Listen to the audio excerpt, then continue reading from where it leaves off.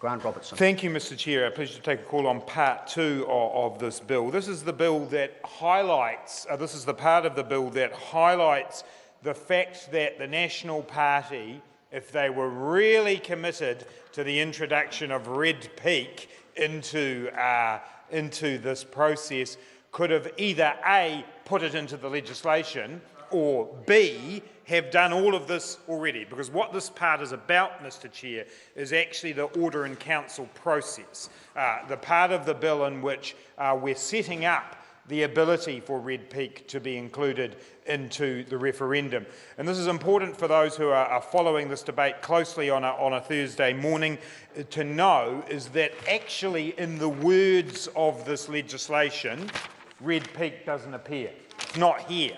Now, not to alarm the many great fans of red peak, and Mr Seymour's gone pale at the thought that there wouldn't be red peak actually in this legislation, but not to alarm him, the process that will be followed now is that an order in council, effectively the cabinet coming together and advising the Governor-General, they will come together and according to the explanatory note of this bill, they will then decide to add red peak as the fifth flag. They could actually, technically, add any old thing as the fifth flag. Any old thing. That's right. They could take Mr Seymour's collection of ideas. We could have perhaps a glass of beer, a clock, a panda. We could have anything on that fifth flag, actually is the way the law is written. But the order in council that is discussed in part 2, what's happening here is that the order in council process has to allow time for that provision to be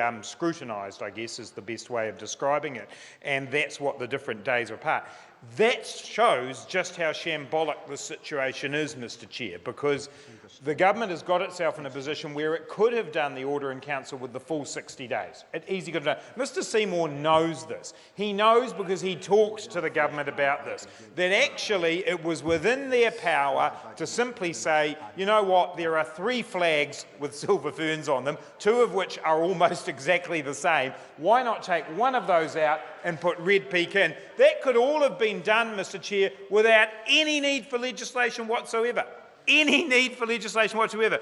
Oh, we may need to educate the Minister and the Chair about the process of how orders in council are done, but that's the truth. The government could have decided, should it have wanted to simply take one of those identical flags out and put another one in. Instead, Mr Chair, what's been done here is adding a 5th flag, and then we need a process by which to make that red peak, and that is what part 2 of the bill does. But it does show what an absolute shambles this process has been.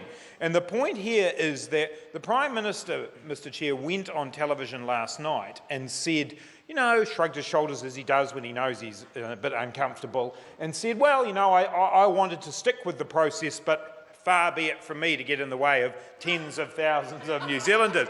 Well, the point here is the process has been a mess from the beginning, and the Prime Minister had multiple opportunities to intervene properly rather than intervene subtly, which is what he's done. Because how is it, Mr Chair, that remarkably 3 of the 4 flags have ended up with silver ferns on them?